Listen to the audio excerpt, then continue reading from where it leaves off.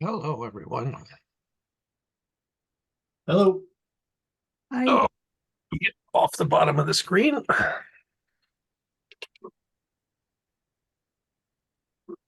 Not making everyone too dizzy, I hope.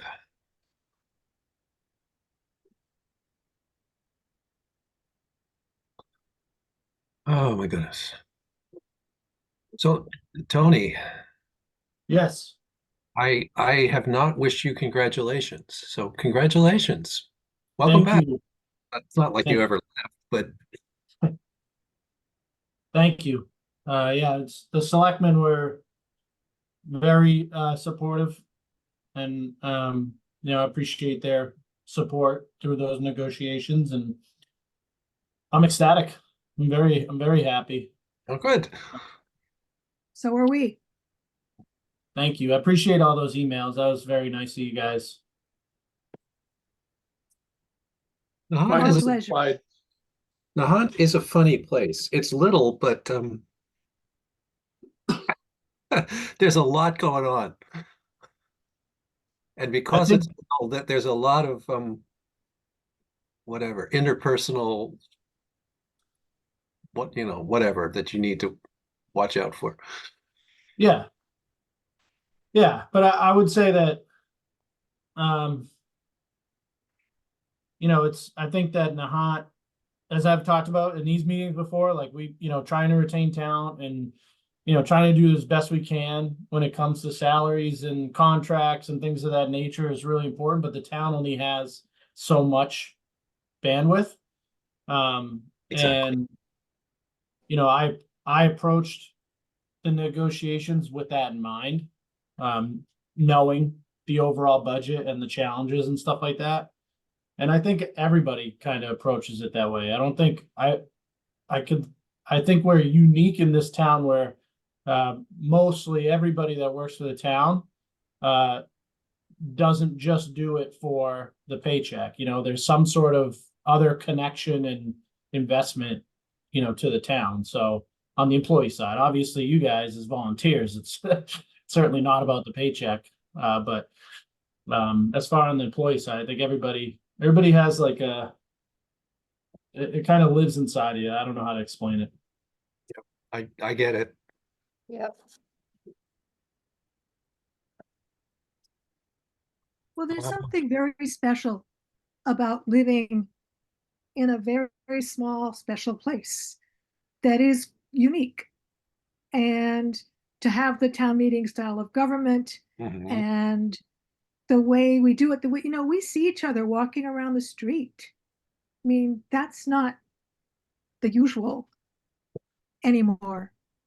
Mhm. And this is a very unique place to be. Yes. I remember my first town meeting ever many, many years ago. I walked in and I'm looking around and watching what's going on. It's like, oh, I just walked into a Norman Rockwell painting. Right. Yeah.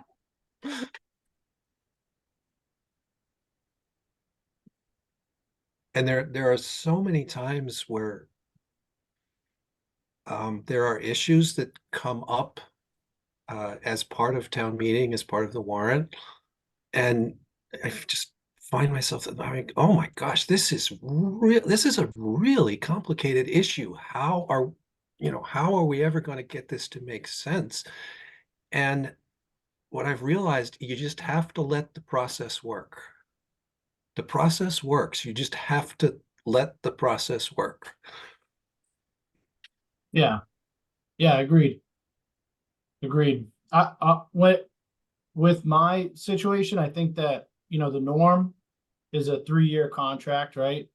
And in the conversations with the selectmen, talking about a 5-year contract, you don't even talk about that unless there's support on both sides, Yeah, that, um, both sides of the table there feel like there's a good relationship and it's going in the right direction. And so there's an interest in locking up a longer term agreement. So, for me, it's the support I have from the selectmen is incredible. And then the support from the team and from the volunteers. it's all going in the right direction. So it's kind of a no-brainer from my perspective. Good, good. Well, so thank you. It's a no-brainer Thank from our you. perspective too. Thank you. All right. Let's see. Counting on fingers, we do have a quorum. So it is, my clock is covered, 6:35. And present from the Finance Committee, Bob Vanderslice, Barbara Beatty, Deborah Warren, Melanie Drake, and Tim Bell. And then we have some guests. Nori is with us. Michelle, I assume, is Capano. And Allison and Tony.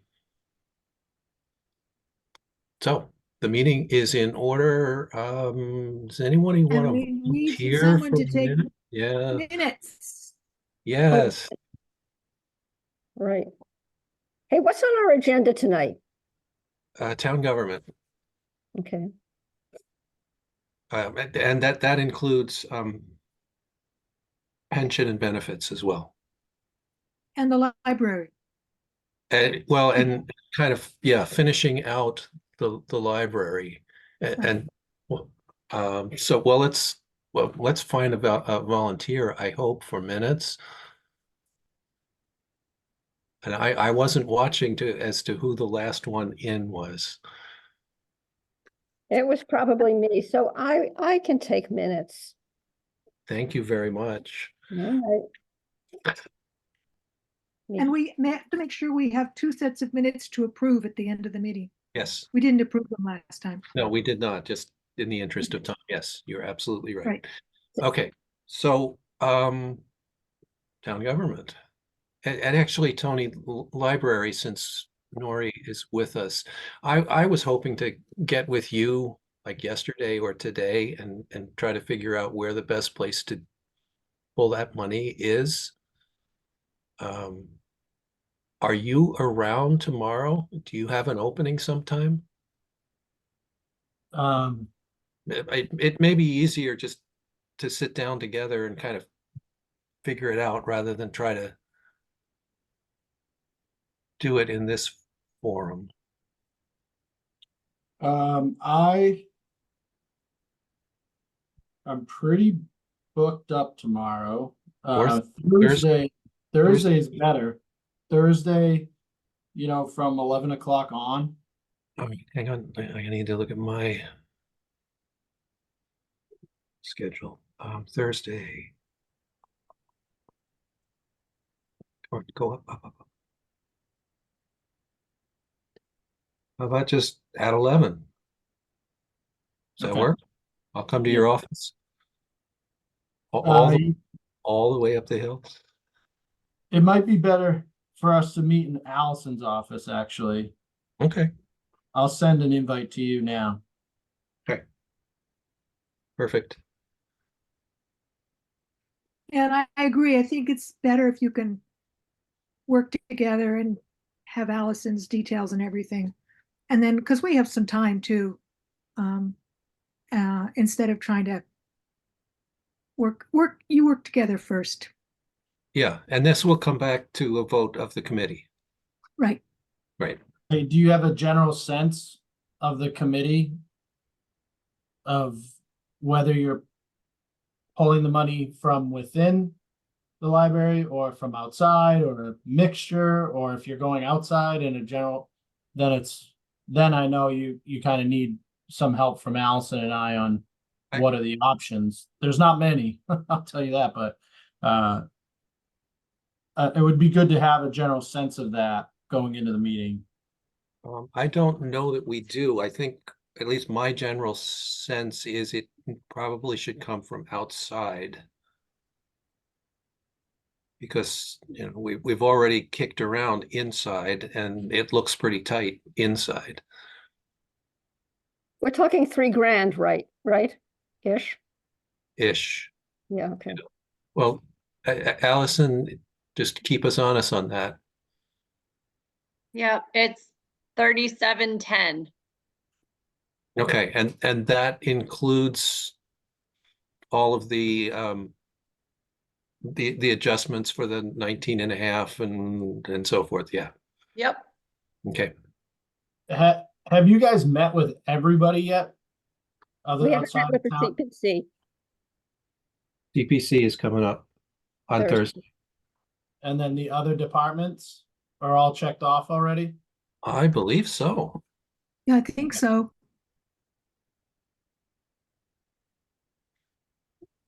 And did we left the door open a little bit for police. I don't know whether they jumped in or stuck their foot in there or not. And if not, then that's fine. I thought you did police. I thought, No, we did, but the chief was something, I forget. He likes Chevys, not Fords or something. He yeah. likes Crown Vics. He likes Crown Vics, which they don't make anymore, the classic Oh, yeah. police car. And so he was thinking about it, but it wasn't something that it sounded as if it was an immediate pressure. The idea was that maybe it had a little bit longer life, but it didn't sound like it was a right I can now follow up with situation. him. I can follow up with him. I'm sure Oh. I'm sure that seemed like something he could follow up with you guys by email. You know, it didn't have mean, to be another meeting So- discussion. If he really wants it, I think this should be on his initiative, though. Yep. So Bob, in anticipation of your meeting with Tony on Thursday, as far as sense of committee, one person's opinion, clearly not a majority. Things are tight all through the town. Everybody's already pulled the stuff. I'd really like to see if there was a way to take 20% of it out of other parts of the library. I see it, if nothing else, as a goodwill gesture for the increase. Okay. I agree with you, Tim. I tend not to agree because I think the library is so tight, and the way I've been thinking about this is that that it's foundational, it's basic, like having the right number of police cars and, an ambulance, and very basic. And that when we get there, which the idea is this would do that, then from now on, we just do the standard. It just rolls. But to me, this is like getting it up to that very basic level.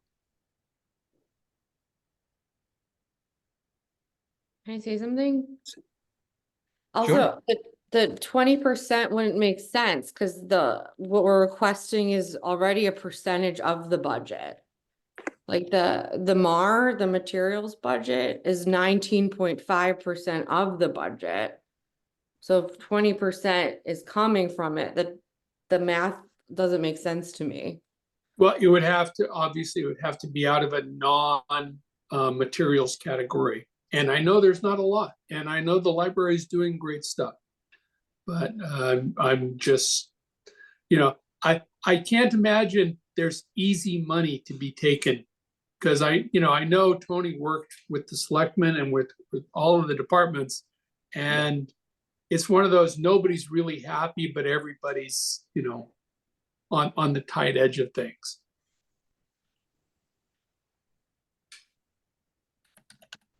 So I guess my vote is outside of the library. Trying to see if we can pull it from other budgets, maybe some beautification projects that we can possibly reduce or move into the next fiscal year.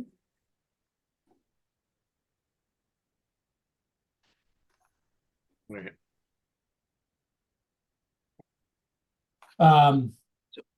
Melanie, so what if we go from outside?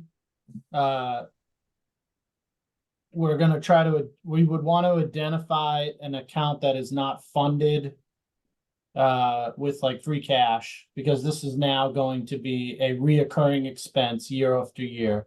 So you're gonna want to pull it from something that's funded with similar revenue. So I hear you. It'd be nice if it was a one-time thing, it'd be kind of easy to just say, hey, maybe we don't do that project this year and we'll do this project instead. This is a little different because it's rolling. It's gonna be part of the base. So just wanted to respond to your comment there. No, thank you for the clarification. Yep. School of the So new. Tony- Yeah, and thanks. Good question, Melanie, because I was also wondering about that. So thanks to have that clarified, both of you, Tony. So what does that mean about where are possible places it could come from? What about the CPC, Tony? They seem No. to, but no, I don't think so. The CPC is a separate, it's very, very specific on what that money can be spent on. And again, that's more of a capital project type budget. And we've missed the cycle. Yeah. Yeah, Okay. I don't think this would really go for that. Again, if it where was could like, it? so CPC is historical preservation, housing, or open space and recreation. So I don't know how library materials, certainly library salaries wouldn't be one of those things, but maybe there's something in materials, but that, again, this is, it's if it was, purchasing one thing, 1 year, versus, trying to keep that materials budget at 19.5% year after year after year, a one-time funding from CPC doesn't really work. right, So yeah, you're gonna have to look at, the things that are funded with general fund revenue are, your every year assessments, your salaries, your benefits, money that's, going into, other types of annual expenses of a department's budget, like supplies or professional services or things like that. It's almost easier to say what you can't take it from, like capital, or money that the free cash money that we put towards reserves or debt or stuff like that. Why couldn't you take it from the free cash? I don't understand, just curious. So free Or cash, the reserve. you don't know. So on an annual basis, your free cash amount changes. Oh, It's of like, course. so you don't want to get into a practice of funding annual expenses with a not annual revenue. Those type of expenses are funded with like your state aid and your real estate taxes, that sort of stuff. What about the stabilization? What about the stabilization fund? We fund stabilization with free cash on an annual basis. Okay, So it always comes This is out of free cash. Yeah. And Got it. we as a committee have been on our soapbox for years about using free cash for One-time expenses. one-time or so we would look a little hypocritical to do that. But I mean, technically it is an option. We could do it and that would just kick the can down the road for a year. So Yeah. Tony, does it have to come from only one department, or is this something like if you have 7 departments and we pull $200 from each department to get up to the sum, or 500? Is that something that can be done? That could be done as well. Okay. That is an approach. I believe we could look to the revenue side as well. That's another approach. Yep. Our revenues are, again, everything's super tight. We've predicted our revenues as best we can without being overly conservative, so that we don't overestimate and then end up bringing in less revenue in any particular category. But that's something that we can go through in detail, Bob, with Allison. Yep. this probably falls in the same category as free cash, but is there any ARPA left? It does go in the same category as free cash. Yes, there's about 50 grand of ARPA left. We have to spend it by December or obligate it by December. It doesn't help us next year. Do you have Doesn't- thoughts for, do you Doesn't have help. thoughts for the ARPA? Correct. Tony, do you have thoughts about spending the ARPA and how to do it? We've been talking a little bit about it internally. One thing that's kind of outstanding was that we've always been thinking about was the trash barrels. You know how we went to uniform barrels on the recycling side, doing that on the trash side could potentially lead to a reduction in our waste management contract because it would make the collection quicker and less labor costs. But I haven't got a confirmation from Waste Management on that. So, I want to make sure that return on investment is going to be there.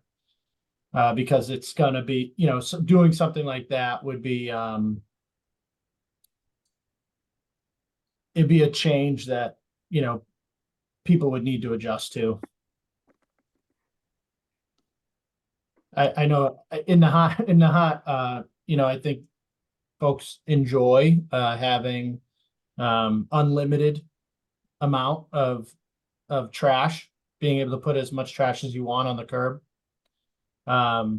If you went to uniform barrels, it would be kind of like a restriction on how much trash you're allowed to put out on the curb because everything would have to be in that barrel. So it's kind of a large policy discussion. So that's one thing. We just used some of it for the Benson Fund. I don't know if you guys saw that we created in honor Yes. of the folks who passed away. Yep. We used some money of ARPA to as seed money into the Benson Fund for a carbon monoxide and fire smoke detector replacement program.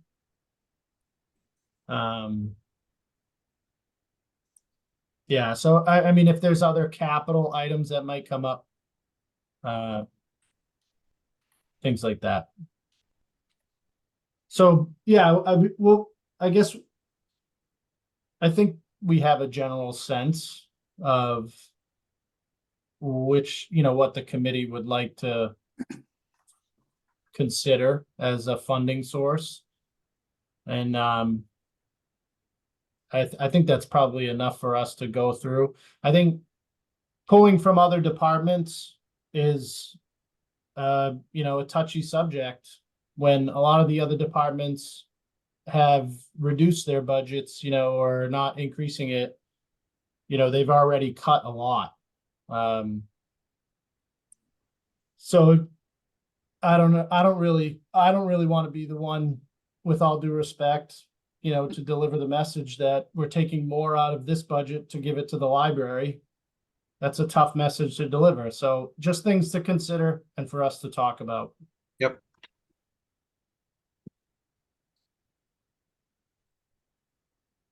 Okay.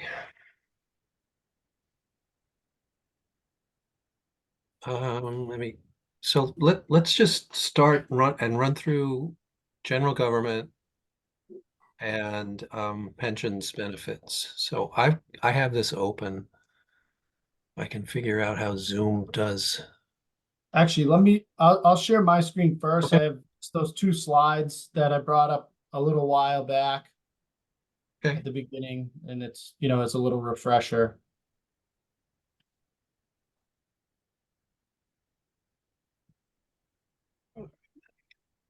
These guys over. Okay. So this is just some overall data related to the budget that we proposed, and Allison updated this based on last week's conversation and other things, other budget adjustments that Tony, yeah. Tony, we're seeing your presenter side, not the full screen Oh. side. And somewhere on this thing, there's a way you can just flip it. Yeah, hold on. There you Is that go. better? Yep. So, if you recall, we also have sent you a couple budget adjustments since the original proposal, one of which was related to health insurance. You know, we had, some, I think Allison, was it 2 or 3 employee changes that we had to factor in Yes, that two. required us to increase how much money was going into the for health insurance.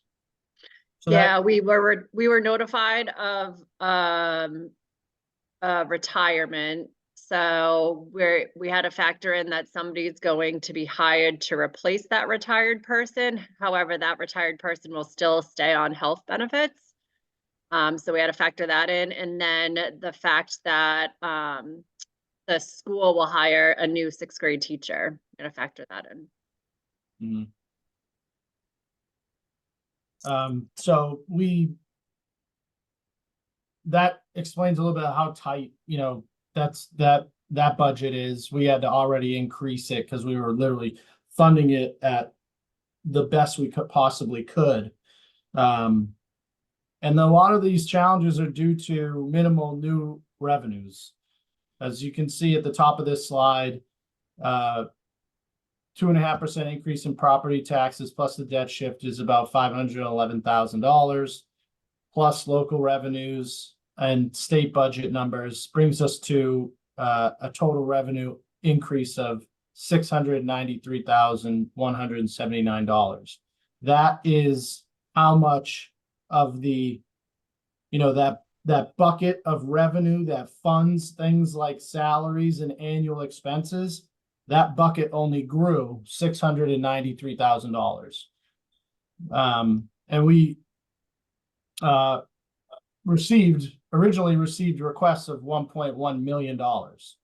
A lot of the challenge that we faced was due to unavoidable increases in employee benefits, which totaled about $210,763.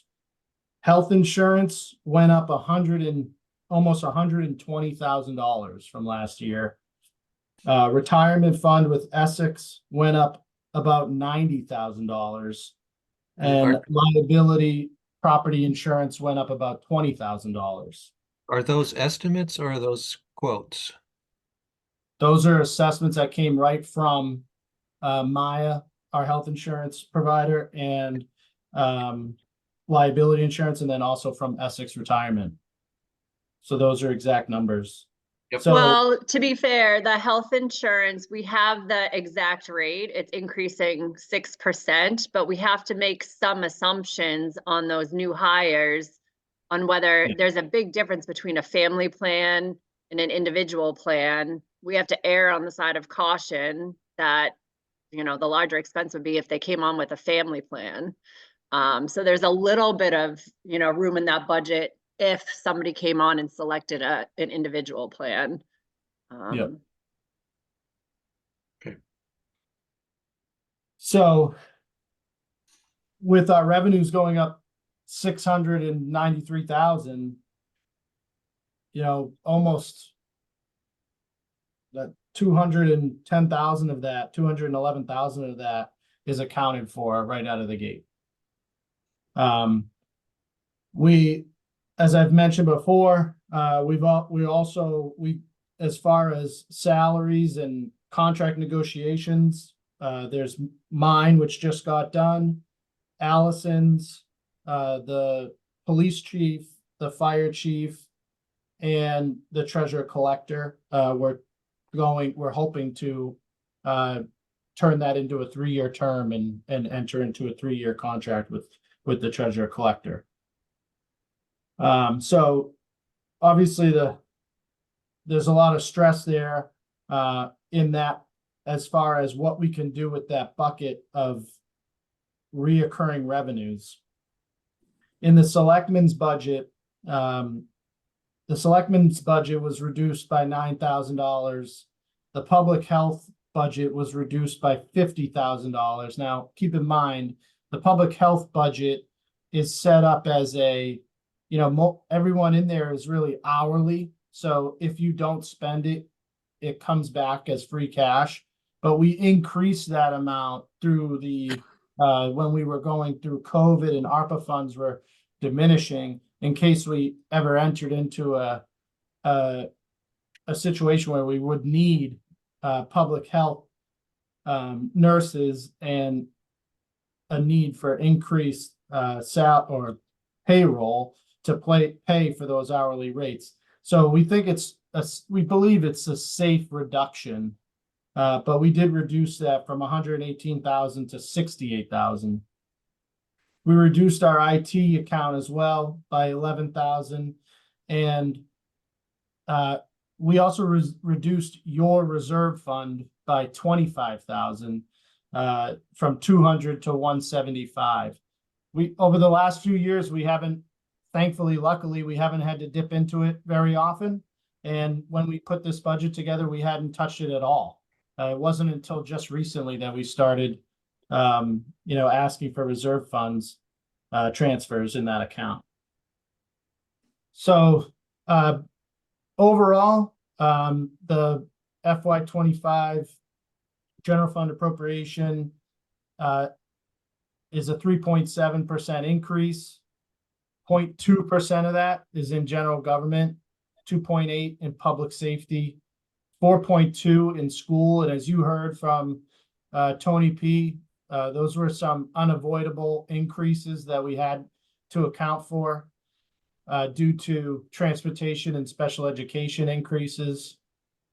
Public Works, you see there, it's a 2.8% decrease. But then what that is a shift of funds from Public Works down into, we were able to move some of those expenses into water and sewer enterprise.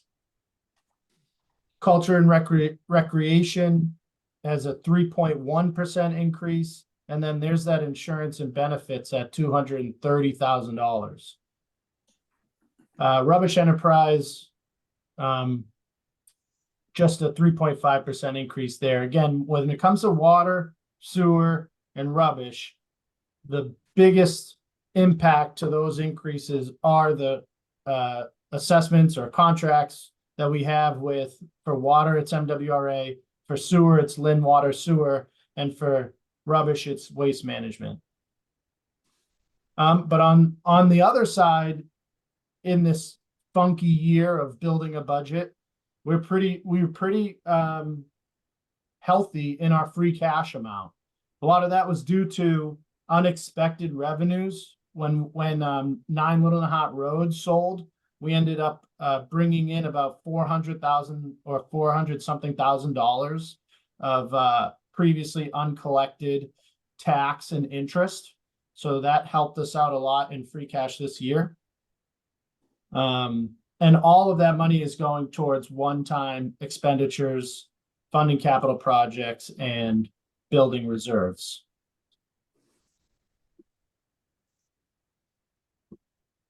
And, this is a little outside of general government.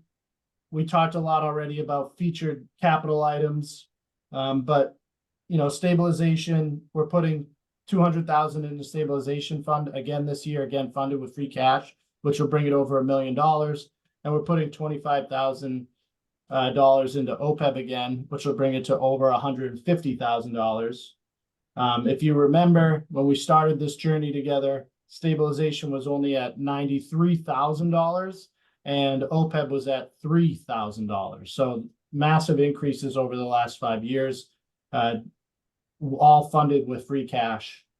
So that's all a positive. And as far as debt goes, we're funding it about $100,000 above what the minimum owed amount is due this year. Again, that extra 100,000 is funded with free cash. All right, so any questions on this stuff? Can you say debt again? I missed So- it. our total debt appropriation is 4.2 million. And what we owe is more like 4.1. Okay. And when you say debt, you're talking debt service, principal and interest. Yes. Okay. Okay.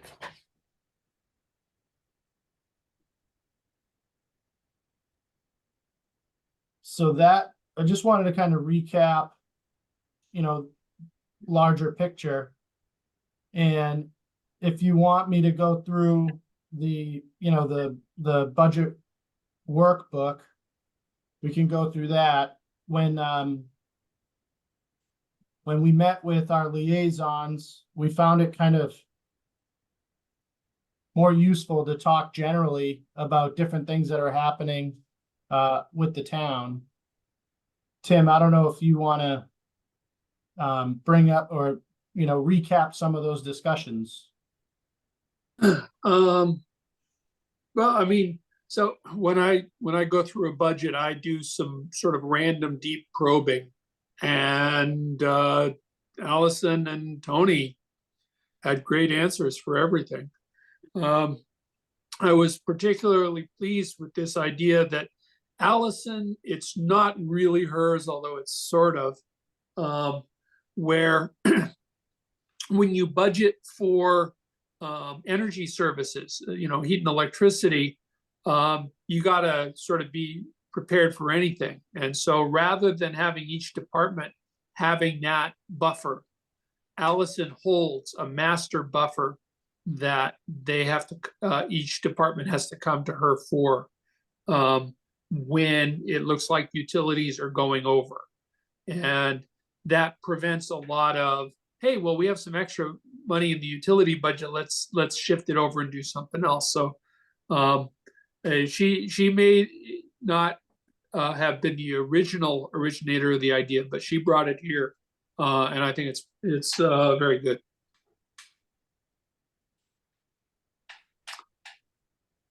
Other than that,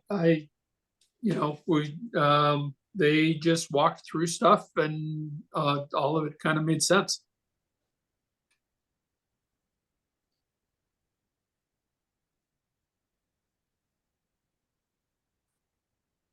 Okay.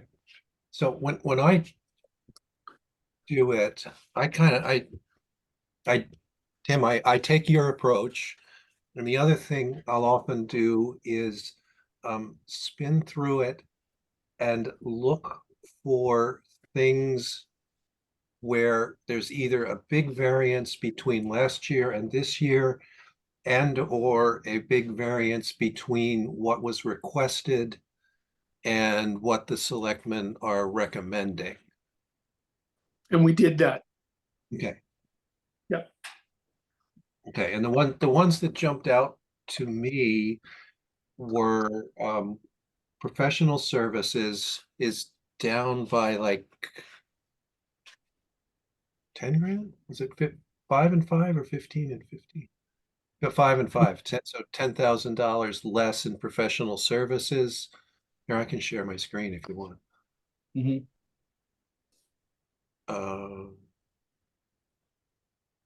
If I figure out the Zoom way of doing this, I think it's just screen to share. You need to pull the people over to this side. It says I'm sharing. You see this? Yes. Okay. Yep.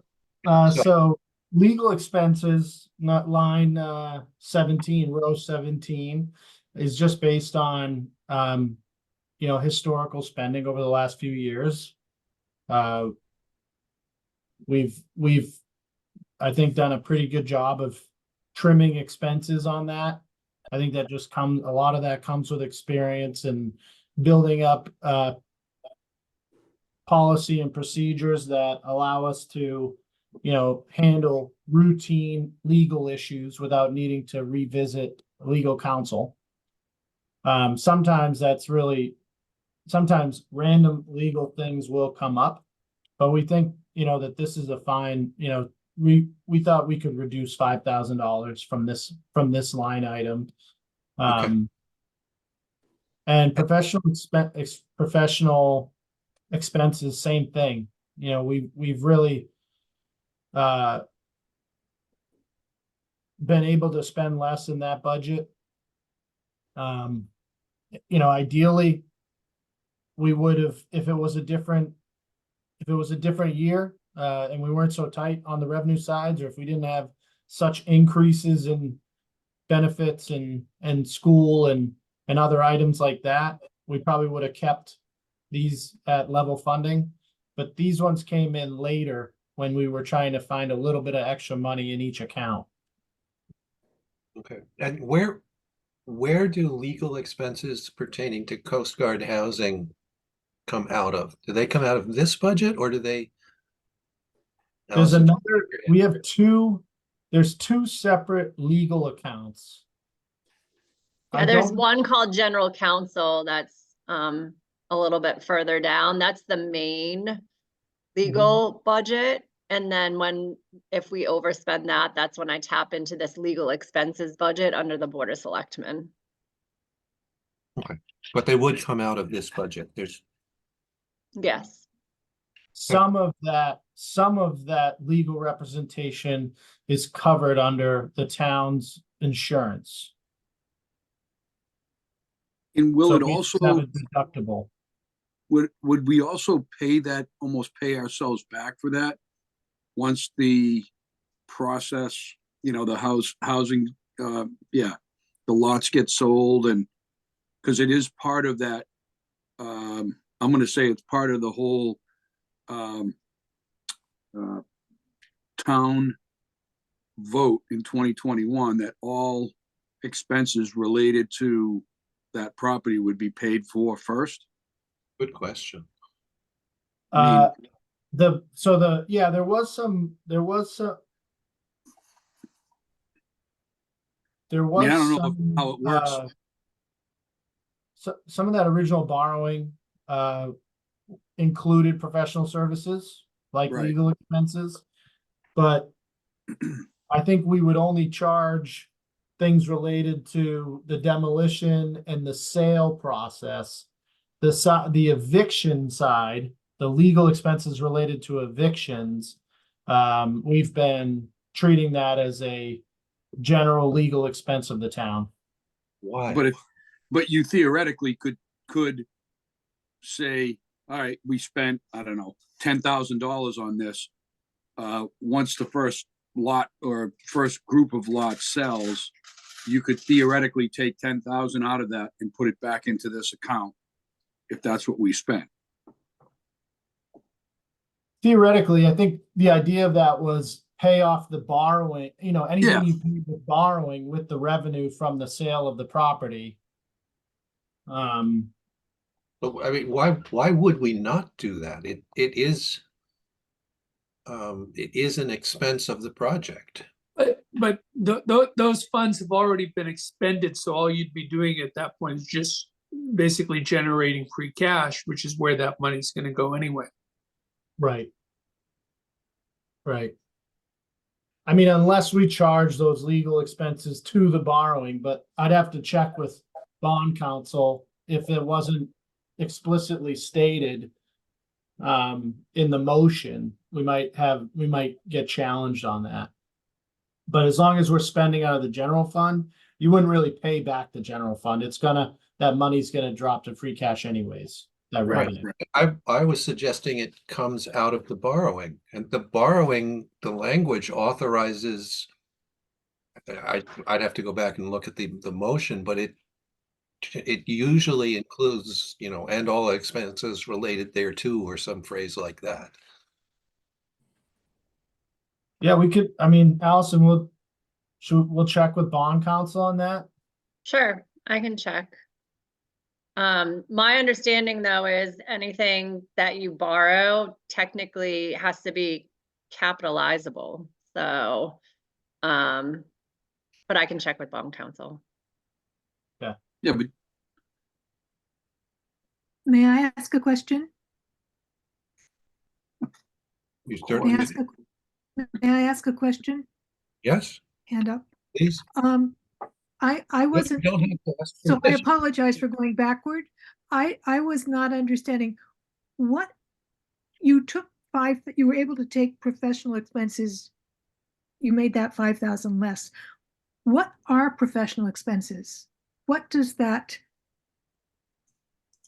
So what's left in there? What will that go for? Just out of curiosity. It'll go toward, I guess it's like more like professional services, the way I look at it. If and it's under the selectmen budget. So I'd have to look back at what we've actually spent it on in the past, but I don't know if when we do like our auditing, does that come out of there, Allison? Doesn't look like it does. That has No, there's a different- separate line for audit, but Oh, what I we've don't mean used the auditing, sorry. professional expenses for is any of like Vicky's services, consulting services, or if there was like a study done, it would come out of here, something like that. Engineering, things Mhm. of that nature.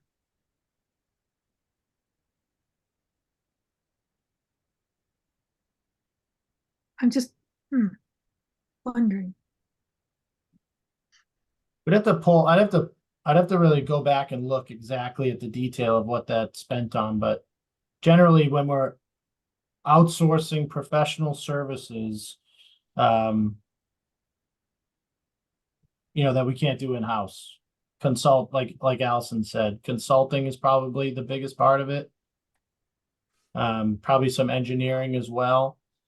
But I'll put that down as a homework item. Well, I don't want you to spend a lot of time on it, please. Don't spend extra time on it. I was just curious. I don't want to give you homework. More homework. Okay. I wish I had a more confident answer for you off the top of my No, head. that's fine. I was just curious. All right. And then as we go down, Thank you. I'm gonna pick on our own budget for a second. This 10 is the book and the mailing thereof. Yes. And committee, we have not had our official annual conversation about, do we really have to print a book and send it to everybody, or can we somehow do it electronically? I think if it Peter's ain't broke, been there. don't fix. What's that? You've been here before. I've been here before, and I'm gonna say, if it ain't broke, don't fix it. Yeah, I'm kind of in your camp. I mean, we talked about it at nauseum the last couple of years, and it would be great to be able to get it into an electronic form and save, I don't know, a couple of trees or two. But I think it's just easier doing it this way. And I think if you, as soon as you start changing, I think you're going to have townspepeople complain that they weren't informed properly, or, we're going to start getting into that. So I say we leave, let sleeping dogs lie. Yeah, and I'm in your camp on that one. Rest of the committee? I agree. Sleeping dogs lie. I agree, mail it to me. Okay, then Or cats snap. whatever your pet of choice is, it's having a nap. I will say, I think, you laid the groundwork last year. I don't think I agree with Peter. You might not be ready for a full, flip of the switch yet, but by putting it online and adding that QR code to the front of the book last year, I think we got some pretty good feedback from people that they were able, that they were able to look at the book before it got delivered to their house because it was online. And some people were able to just pull it up on their phone if they didn't have the book with them at town meeting.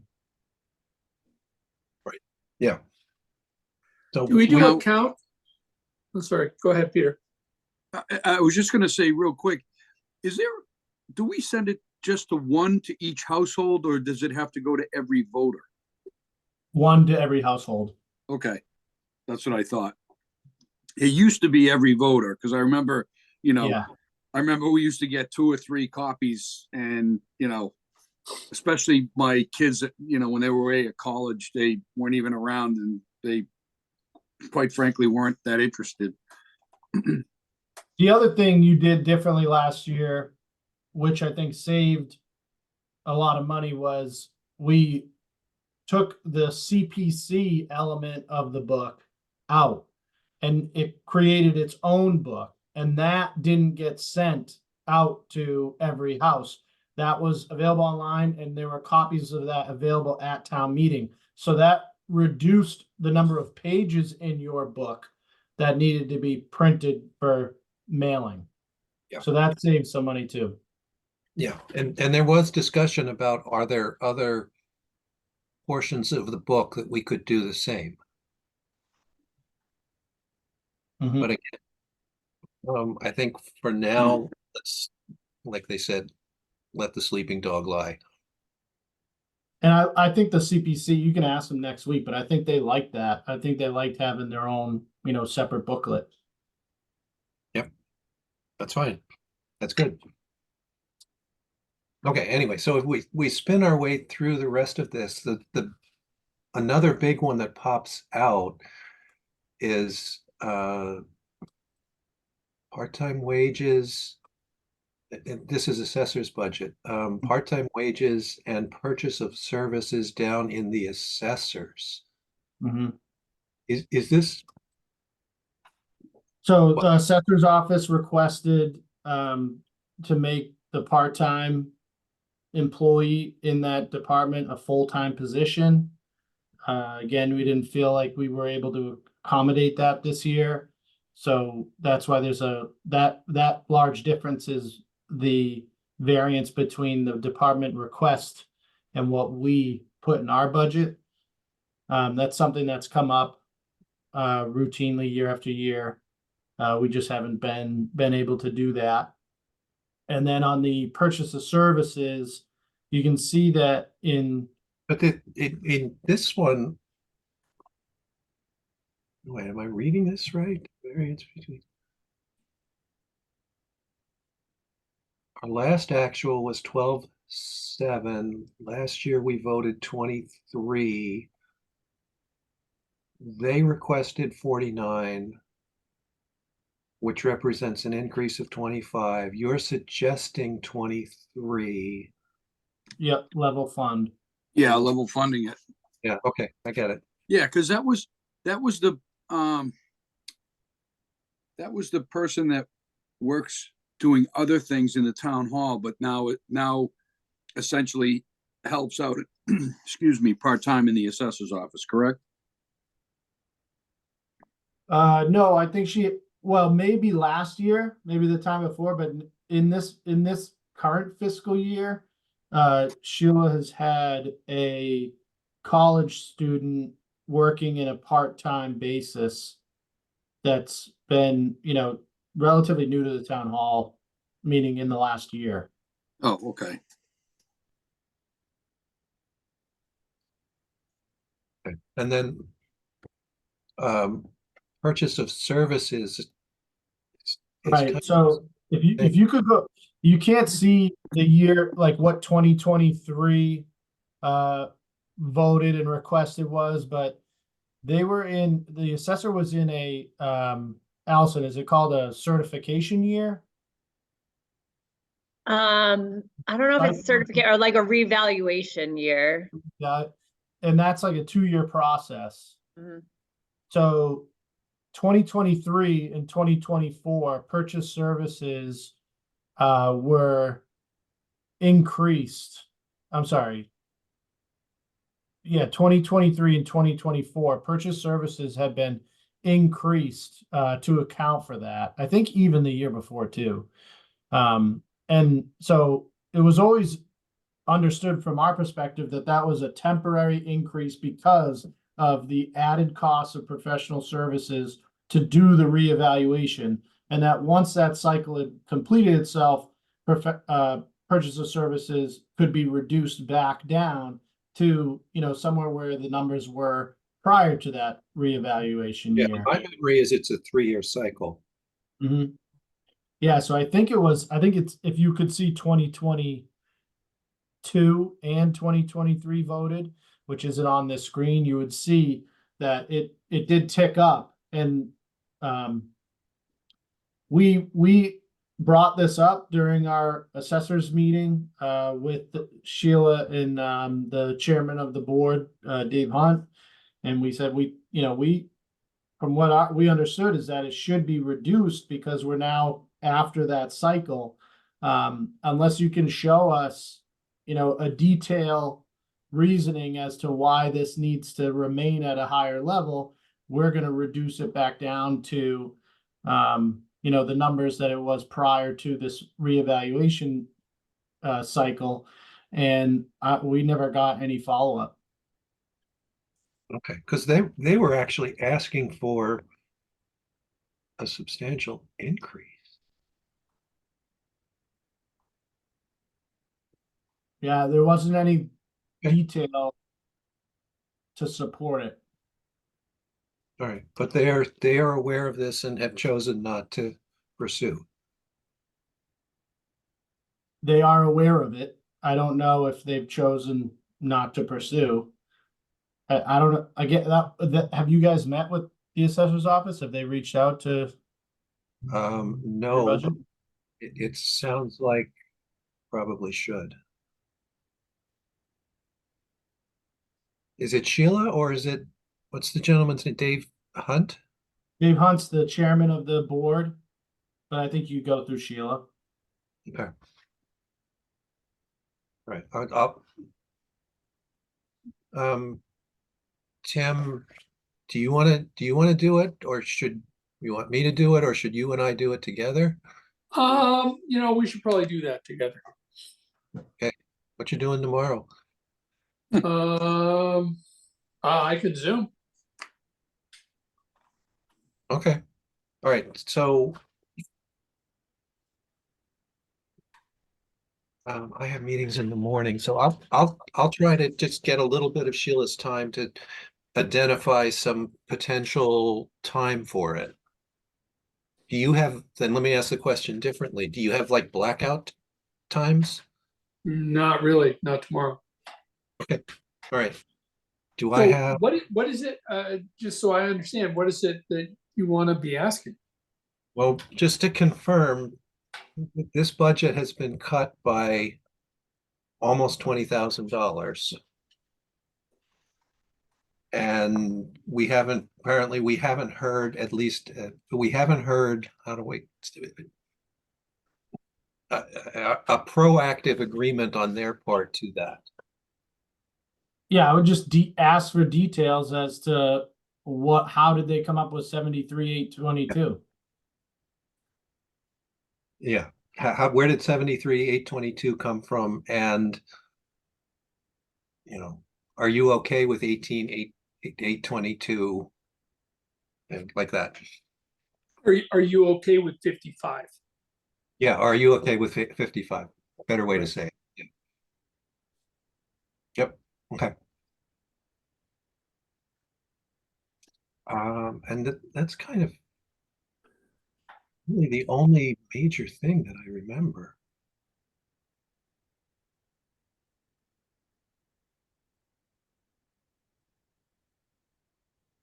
All right. So committee, well, no, wait, oh, that's police. That's all, we've already talked about that.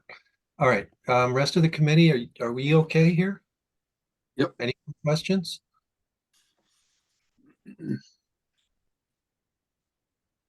All right, and then Tony's already talked about benefits, which is health insurance and pension, Retirement. yeah, Yep. retirement and OPEB.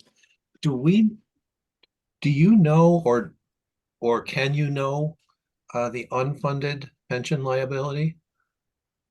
Yes, and we might, Allison, do you know that off top? Do you have that there in front of you? I or- know the unfunded OPEB liability because we do our own actuarial valuation while we hire somebody to do it. So the unfunded OPEB liability is just over 3 million right now.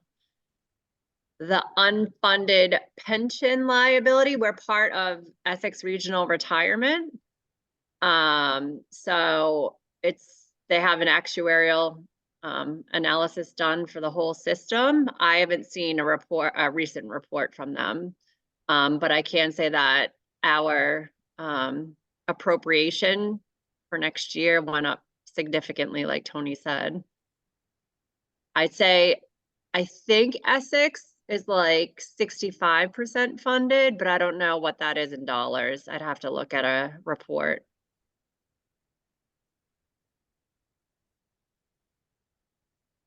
All right, a question to the committee. Is that something we want to disclose in our recommendation someplace? The unfunded OPEB and pension liabilities? Yes. I think those are important things that are rarely talked about. Exactly. So yes,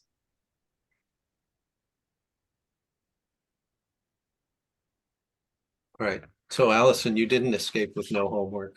If you could, So I give- can send you our OPEB actuarial evaluation and I Yeah, can perfect. send you, I have the appropriation letter up from Essex Regional Retirement. That it doesn't talk about the unfunded liability, but I can ask them for their recent actuarial analysis. Yeah, but if they did that, that would be for all communities in the fund, or do they break it out by So the community? way they break out the appropriation, it's by community, or there's water districts and regional schools in it as well. And so we're a percentage of the total. But to take to the granularity of saying Nahant's share of the unfunded liability is X. Yeah, so you could, based And on these percentages, you could use that same percentage, and multiply it by whatever the unfunded liability. I think that would be a reasonable calculation. that would be actuarially reasonable as long as we don't have a much older or younger or healthier or unhealthier group. Right. but for, the other side of that question is, are those anomalies accounted for in our appropriation? Or do they just do some really simple math? I'm not sure. We don't know.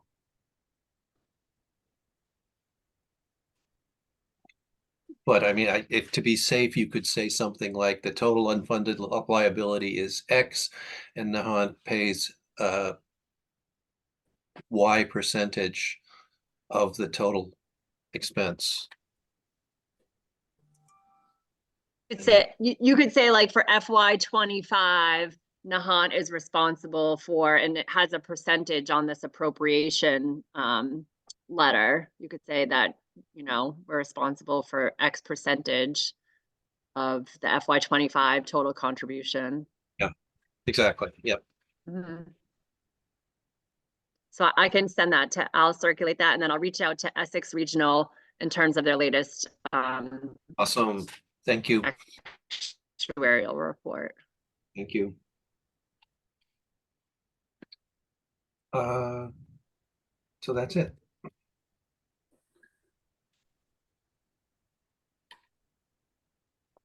Tony, is there anything else that we should have talked about that we didn't, or Allison too? No, I mean, again, I think like the message, the general message, I think that is jumping off the page here is that, and it's hard to explain to the everyday resident, but our Our expenses funded by our most confident revenues are extremely tight, and we've tried to do our best to trim the budget in those areas to develop a balanced budget. Our expenses on one-time expenses funded out of free cash is quite healthy this year. And most of that is going towards bond rating liabilities, like building up reserves and paying down debt and things of that nature, and then going towards, necessary capital improvements or capital purchases like fleet related items. So I that's what it jumps off the page to me. I think hopefully that's I don't know if it's jumping off the page for other people, but that's the talking points that I have to refine leading into town meeting. Actually, could I ask Tony or Allison to talk a little bit about your HR analysis that you guys have been doing? It could be that the rest of the committee knows all about this, and I just don't because I was new. Mhm. But I thought that was actually pretty important, even though it's a relatively small amount of money. Sure. I think that's going to be in the treasurer collector budget. No, not the analysis. We have that HR services account line. I Town think that's what you're administrator, I talking think. about, Tim. Yeah, that is. Yeah. And that's Where's- under the town administrator budget. Oh, okay. So scroll up a little bit more.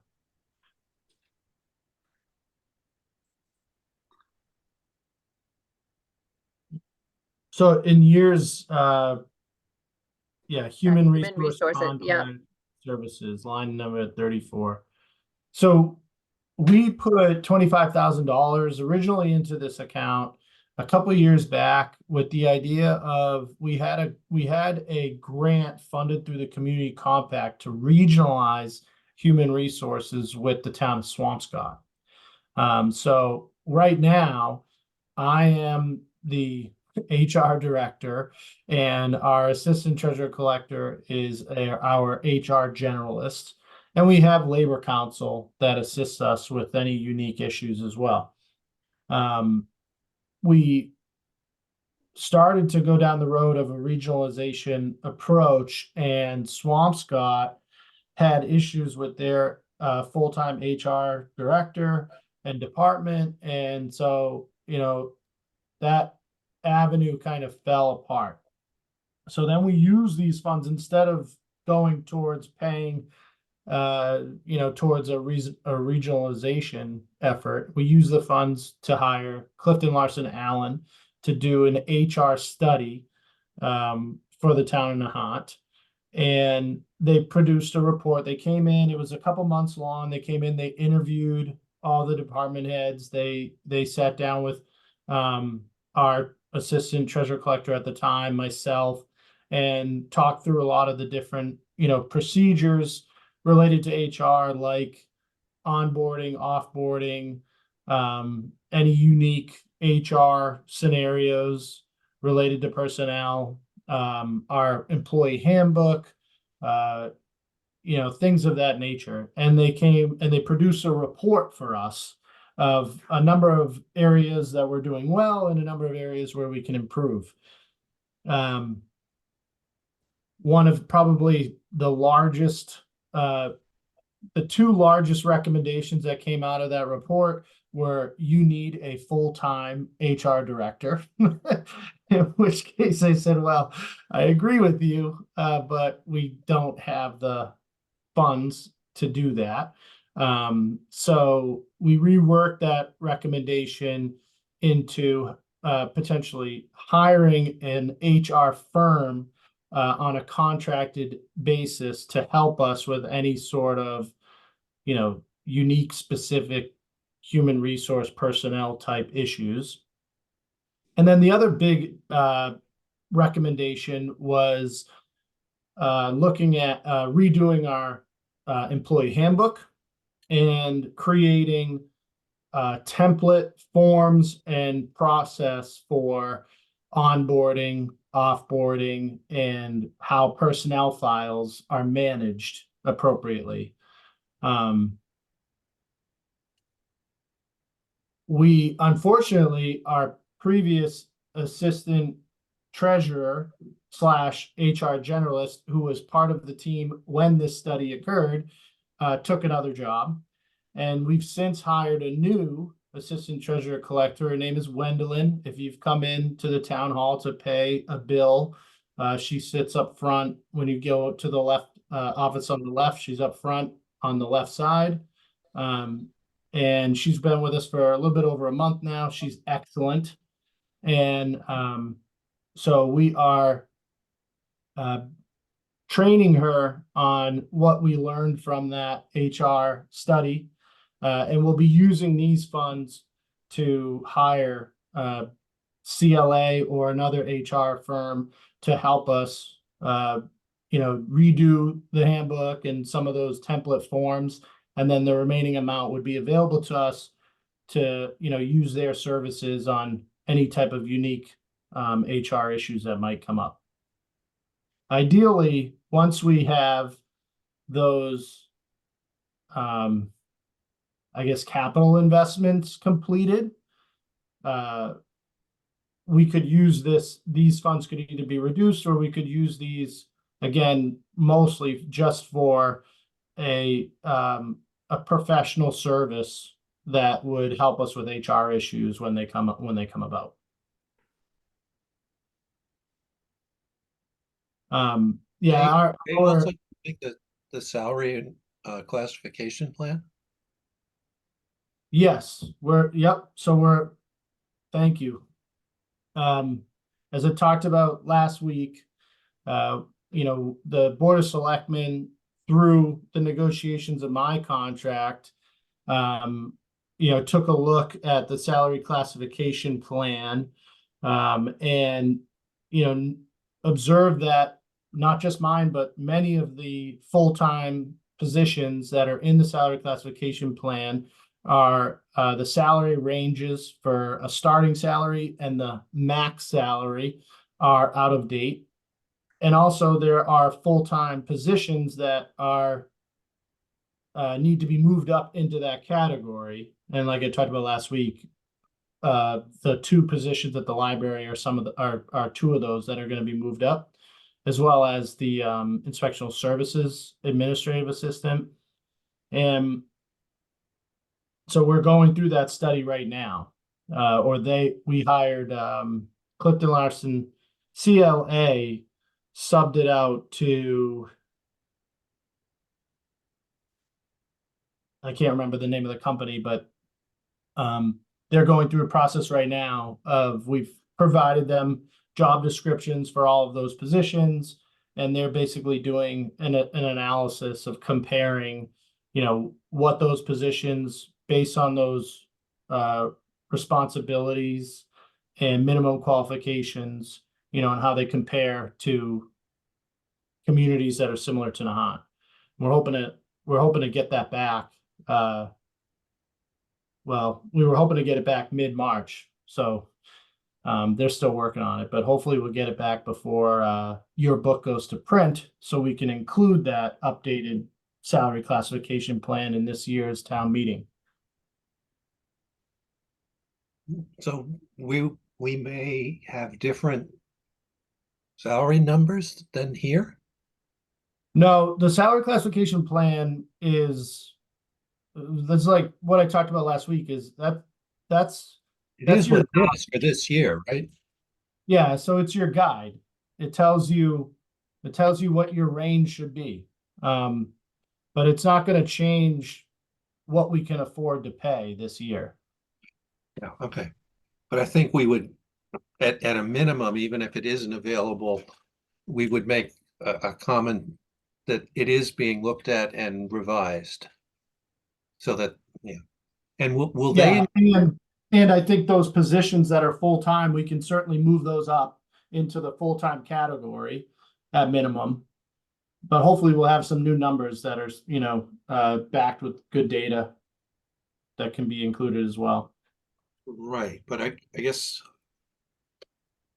well, we'll have to think about, we need to have something that ties to the numbers in the omnibus. Well, but the classification plan, it just provides ranges. So the numbers that we're budgeting for will be within those ranges. Yeah, and those ranges, there's a starting range, your starting salary range, and then a max salary range. Yes. Okay. And are they going to include guidance about how we can index this so that as time moves along, the plan self-adjusts? I'll ask. I think I guess I kind of assumed that they would, but I didn't ask that specifically, so I'll ask. That would be interesting. Yeah, Well, the other really, I was gonna say, the other really interesting part that's gonna come out of this is that when we get these sort of more objective ranges, the law of large numbers says that we're gonna have some salaries that don't fit in those current ranges. Some will be high, some will be low, and we're gonna have to address that. Yes, yes, that's what I was trying to say, Tim, when. And what I was going Something to that say, ties, go ahead, Barbara. what I was going to say is listening to this is all the more reason why we need to have the meeting that Tony has been saying we need to have, and we need to have it very soon after town meeting, before people start leaving any place for the summer, where the town talks seriously about revenue. Remember, Tony, you brought that up?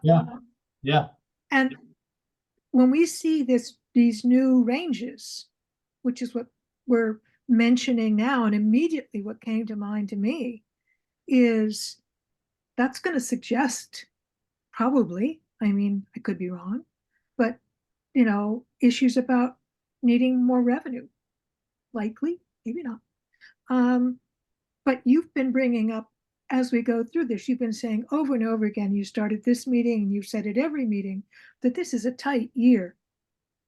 And this just underscores to me how important it is to have that meeting that you talked about, and that we really need to make sure we do it. Is that something, I mean, I realize that that's, maybe we talk about it later, but is that something that you're going to have as a proposal? And even, do we need to have a date set, a town meeting, to say, here's when we're going to do it? This is a different piece of business. I understand that, but it just came up so strongly when we're talking about the salary ranges. I don't think we What do need you to have a think? date. I don't think we need to have a date at town meeting, but I am committed, to pursuing that. I think after town meeting, we need to have, some larger discussion. I think how much, how it is. I'd like to spend a little bit more time on how we format that conversation, but I think, yes. Oh, yeah, I don't mean to do it now. And I only meant to just, put a little tip there of saying, Yeah. we've talked about this and here we are getting further along in the process. And I just want to make sure that that's still something we're going to do. But we'll obviously have to plan definitely. it. I get that. And now is not the time, but I think on the list. the salary classification plan study is going to result in Nahant salaries being significantly lower compared to other communities of the like. And that those salary ranges are much higher in other communities. That's not really like earth-shattering Yeah, information. I think that we all expect that, we all see that. It's getting the plan to adjust for, our community's limitations, because many of these other communities have multiple revenue streams and they're not fully developed communities. We don't have really a lot of area of new growth coming. And we're pretty much what we get for state aid isn't going to change drastically. So it comes out of, residential tax base primarily, which is limited by 2.5%. So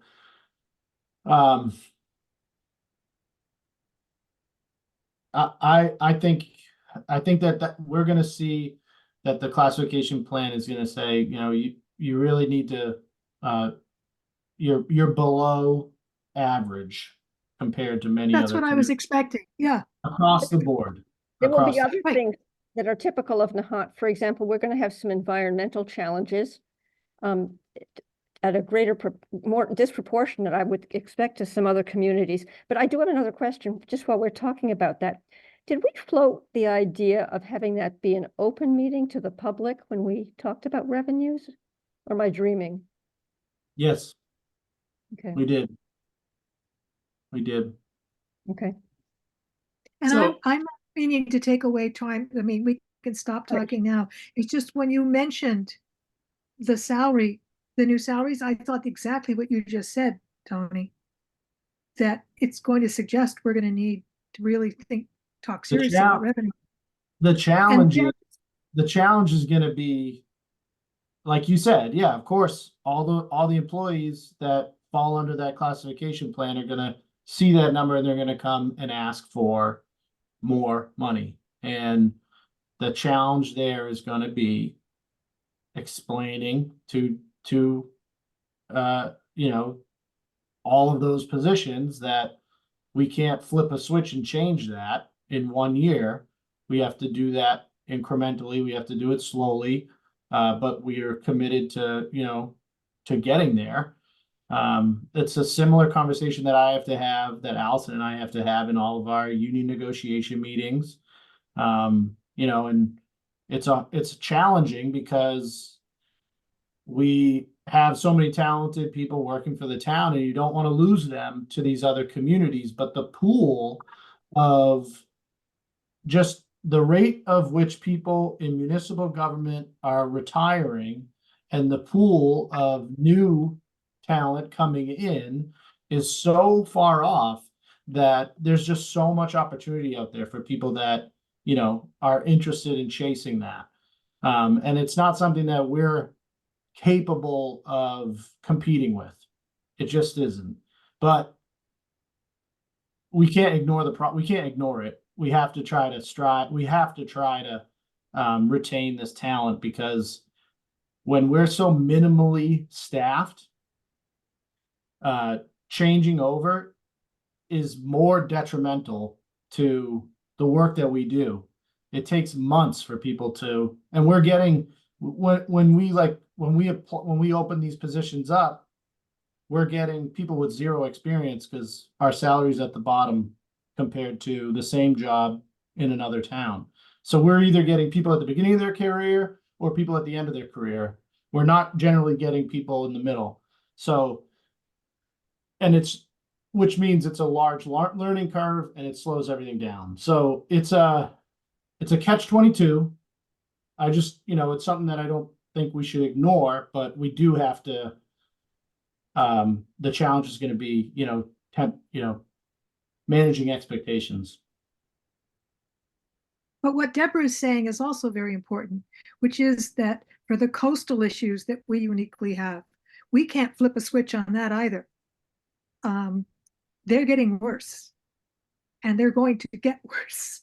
So that's another set of looming challenges that It is. Deborah's very right to bring up. It is. It's just that, again, those challenges are just as important as these employee challenges that I'm talking about, but they're different conversations because those challenges, are so expensive and they're capital investments. And so it's kind of a different bucket of revenue solving that challenge and matching it with grants and things of that nature. But yeah, they're both they're both important things to be discussed. Thank you.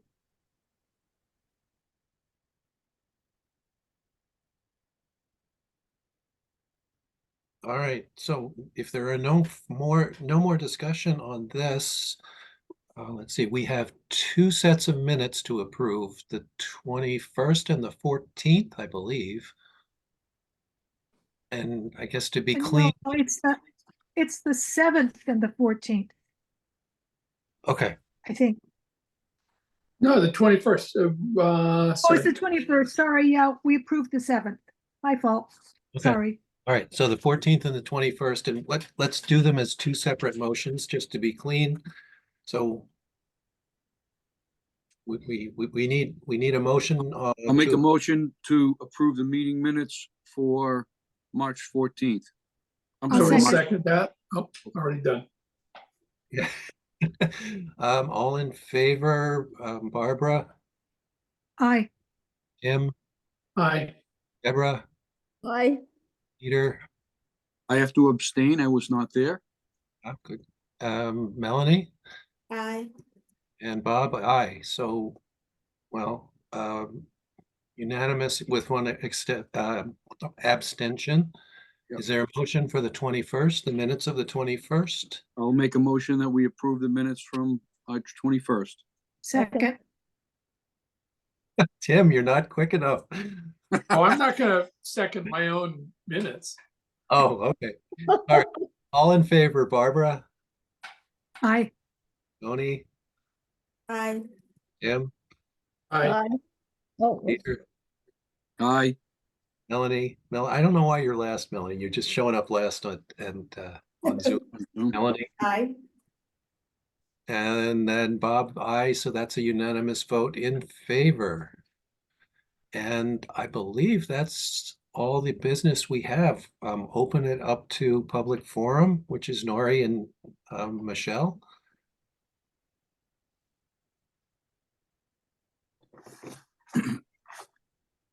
Nori says no, Michelle came off mute. Hey, Bob, it's Michelle. Hi.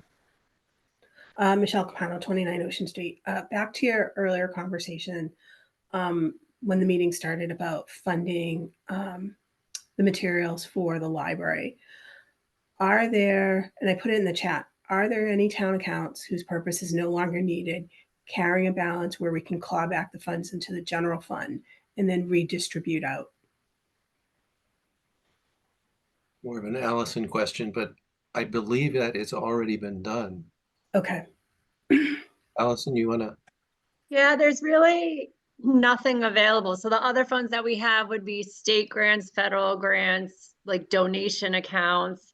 Obviously, state and federal grants have to be used for the specific purpose in which, we received the grant. And if it's not, it has to be returned. So we make sure that we fully spend those funds. So there's no balances there. Donation accounts. The library itself has a donation account that has a balance, but other donations are set up for specific purposes as well. So there's a COA donation account. So I would say no to that as well. And then there's really no other accounts to pull from. We have trust accounts, but those are set up for specific purposes through trust documents. So overall, I'd have to say no.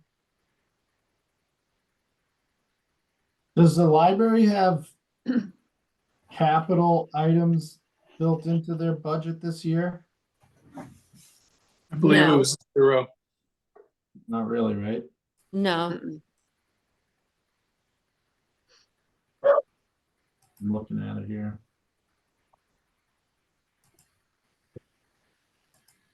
Yeah, so I where I was going with that, based on Michelle's question, was if they did, you could see if the library could use that to fund capital and then redistribute money into these salary and materials items, but they don't.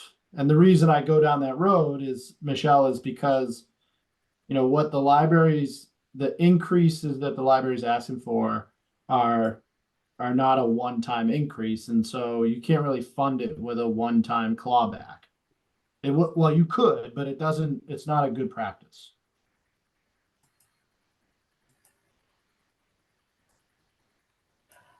Thank you. No, I know it's been the last number of years having been a citizen observing this process, and certainly we've had some interesting discussions at town meeting over salaries, key expenses, the capital improvements for the library. It's we're fortunate to have the library. There's been some wonderful programs and services. I want to continue to see that continue for the committee. But yeah, it's tough. We don't have the other sources of revenue like other communities have through, commercial, industrial. We really rely on residential and generous, angel donors and benefactors that can really help when there's a specific need. We're just going to have to really ask that question and see, through fundraising again, that it may help, might find an angel donor that can say, I'll do it this year.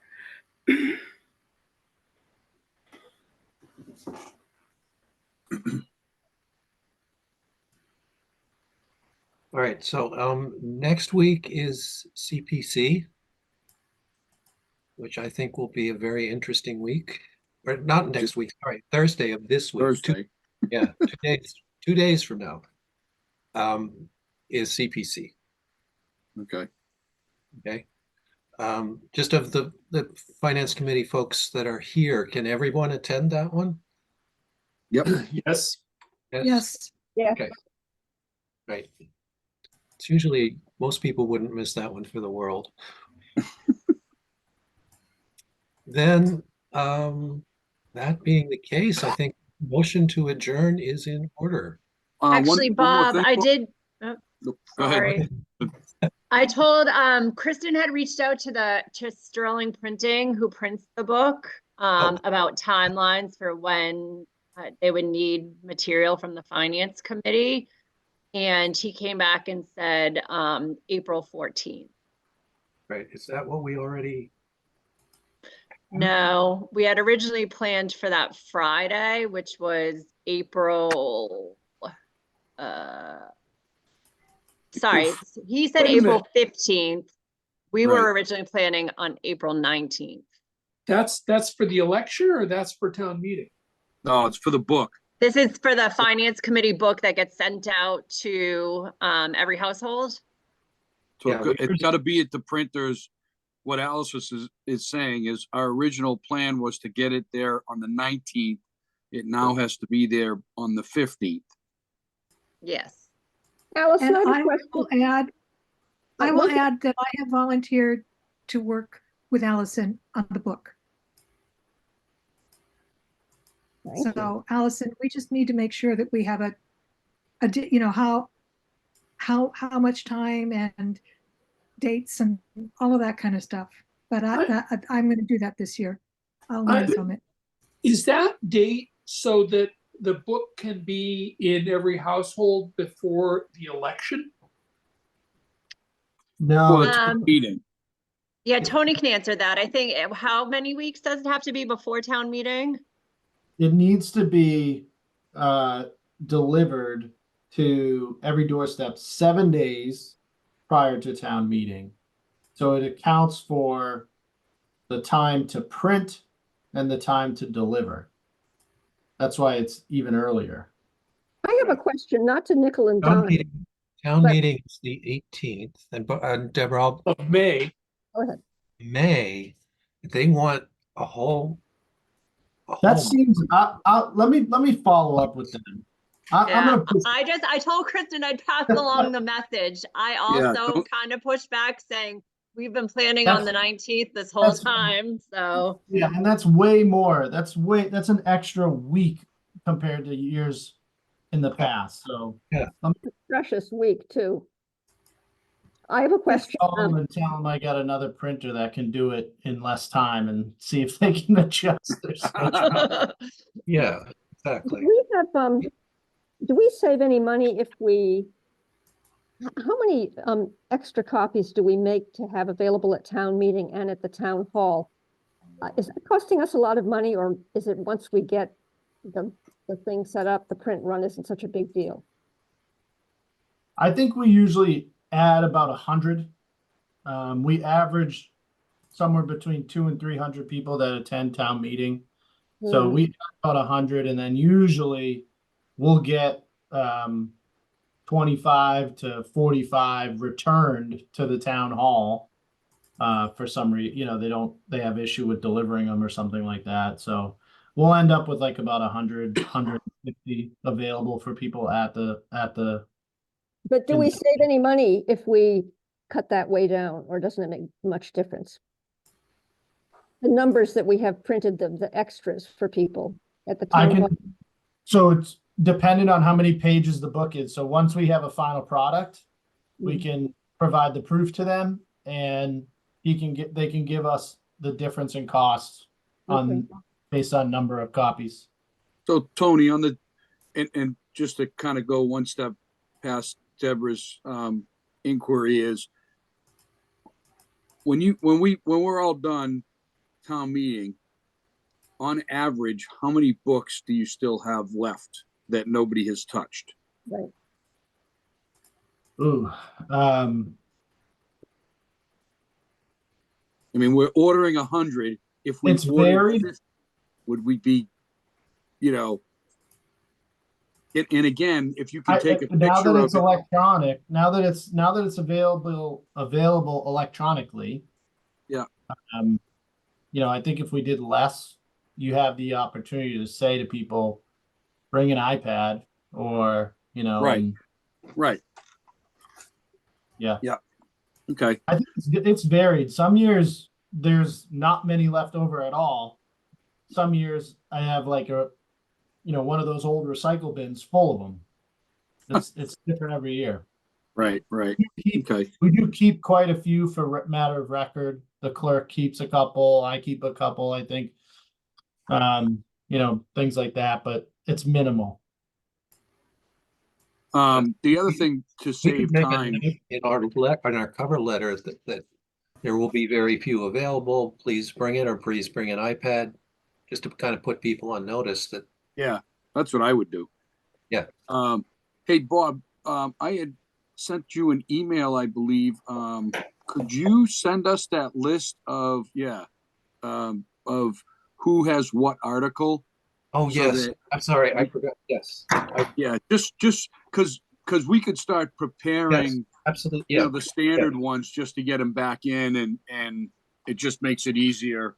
Absolutely. It'll make it easier for Allison and to start putting them in. Okay. I will do that. Cool. And a question. This is just a theory question for the time being. If we are pushed, could everybody do a Tuesday, Thursday, perhaps next week or the following week? For me, Tuesday the 2nd and Tuesday the 9th do not work at all. I'm tied up on the 2nd and I'm traveling on the 9th. I may be back in time, but I'm not sure. Okay. Does the Wednesday work better? I mean, that particular, those 2 weeks, Wednesday would work better for me. Okay. What about the rest of the committee? Which is that the 3rd? I'm doing something, but the other ones, Wednesday is fine. So you're okay with Wednesday the 10th, but not the Yeah. 3rd? Yeah. Okay. And Melanie, Barbara, Deborah? I can do Tuesday or Wednesday of both weeks. Excellent. Okay. I can do Tuesday of both weeks and Wednesday, the 10th. But like Tim, the third, the Wednesday, the 3rd is not good for me. Right, the same is true of me. Okay, all right, that helps. So you know, if we're pushed, we may choose to do that. Yep. We don't have to make that decision yet. All right, cool. Okay, I'll make a motion that we adjourn. thank you. Is there a second? The Sure. second, Give on, it, Tim, give gotta it to jump on Tim. Give it to Tim. All right, all in favor of Barbara, Tim, I, Deborah, yes, Peter, Aye. Lonnie, Aye.